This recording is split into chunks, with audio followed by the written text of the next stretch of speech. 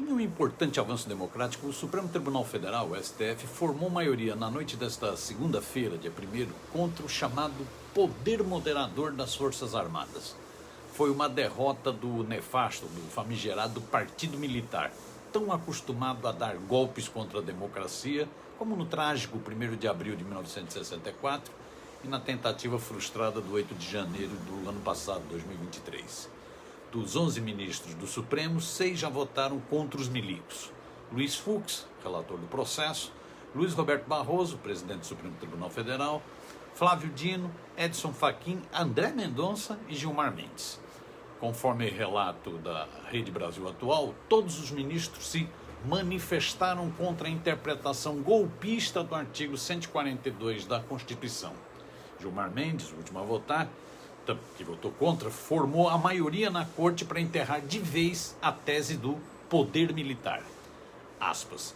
Diante de tudo que temos observado nesses últimos anos, faz-se necessária a intervenção do Supremo Tribunal Federal para reafirmar o que deveria ser o óbvio, o silogismo de que a nossa Constituição não admite soluções de força, afirmou Gilmar Mendes no seu voto.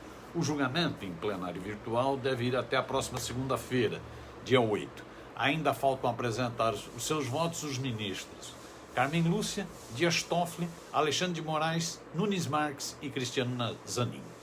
Aspas. O julgamento é resultado da ação direta de inconstitucionalidade, a de 6.457, que o PDT apresentou em 2020, questionando a aplicação do dispositivo. O partido questionou a interpretação por juristas de viés reacionário e setores da caserna que consideram que os militares seriam uma espécie de poder moderador. Registra o site da Rede Brasil Atual. Em seu voto, o relator do processo, Luiz Fux, afirmou que a Constituição não autoriza o presidente da República a recorrer às Forças Armadas contra os demais poderes, como foi tentado pelo fascista Jair Bolsonaro durante seu covil. Ele também ressaltou que o texto constitucional não concede aos militares a atribuição de moderadores de eventuais conflitos entre os três poderes. Aspas. Qualquer instituição que pretenda tomar o poder, seja qual for a intenção declarada fora da democracia representativa ou mediante seu gradual desvaziamento interno, age contra o texto e espírito da Constituição, afirmou o ministro. O presidente do Supremo Tribunal Federal, Luiz Roberto Barroso, acompanhou o voto do relator. Já o ministro recém-impossado Flávio Dino foi incisivo no seu voto. Aspas.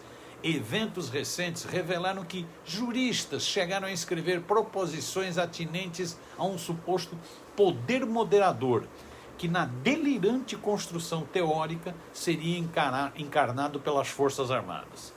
Tais fatos, lamentavelmente, mostram a oportunidade do Supremo Tribunal Federal repisar conceitos basilares plasmados na Constituição vigente, filiada ao rol das quais consagram a democracia como um valor indeclinável e condição de possibilidade à concretização dos direitos fundamentais dos cidadãos e cidadãs. Fecha aspas. O novo ministro ainda acrescentou, aspas, lembro que não existe no nosso regime constitucional um poder militar.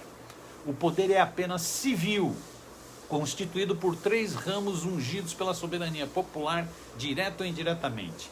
A tais poderes constitucionais, a função militar é subalterna, como aliás consta no artigo 142 da Carta Magna. Fecha aspas.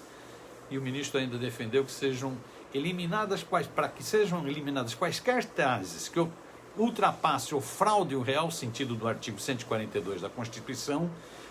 Ele então defende e propôs que a íntegra do acordo seja enviada ao ministro da Defesa a fim de que haja ampla difusão para todas as organizações militares, inclusive escolas de formação, aperfeiçoamento e similares. Essa sugestão do ministro Flávio Dino é bem procedente e atual. Nesse domingo, dia 31, o site Metrópolis deu destaque para uma matéria intitulada Exército adotou no governo Lula livro que exalta o golpe de 64. Segundo a reportagem, a controversa orientação do presidente Lula para que não haja eventos do governo em lembrança aos 60 anos do golpe com o objetivo de não melindrar as Forças Armadas, não tem tido um movimento recíproco, ao menos por parte de alguns militares. No ano passado, já durante o governo petista, colégios militares vinculados ao Exército deixaram de usar o livro didático externo para as aulas de história e adotaram uma apostila feita pelas próprias Forças Armadas, que exalta a ditadura e ensina conceitos errados sobre história, repetindo uma visão até hoje defendida por militares golpistas. Essa mudança foi planejada em 2022, no fim do governo Bolsonaro, e implementada no ano passado, mesmo após a vitória de Lula. Nessa apostila do Exército, o capítulo que trata da ditadura é intitulado A Revolução de 1964. Não há qualquer menção ao termo tortura e aos assassinatos do período. Para a obra, o golpe foi uma decisão tomada por lideranças democráticas. Os golpistas são chamados de grupos moderados e respeitadores da lei e da ordem. O Brasil permaneceu no rol das democracias, embora as mudanças introduzidas na Revolução, na Constituição em vigor, aumentassem consideravelmente o poder executivo. Afirma esse texto absurdo do Exército. Aspas. Os governos militares são chamados na obra de governos revolucionários. Segundo essa versão militar, o ato institucional número 5, o mais duro ato jurídico da ditadura militar, foi apenas uma defesa contra atentados terroristas. A norma deu então ao presidente da República, general Arthur Costa e Silva, o poder para fechar Congresso, prender qualquer pessoa sem possibilidade de habeas corpus, revogar a liberdade de expressão em reunião, decretar estado de sítio, intervir nos estados, cassar mandatos, demitir funcionários, entre outras arbitrariedades. Mesmo assim, o AI-5 é glorificado. Procurado pela reportagem do site Metrópolis, o alto comando do Exército não comentou o teor dessa apostila. A Força afirmou que ela cumpre o projeto pedagógico do Sistema de Colégios Militares, que foi feito em 2021 e vigora até 2025.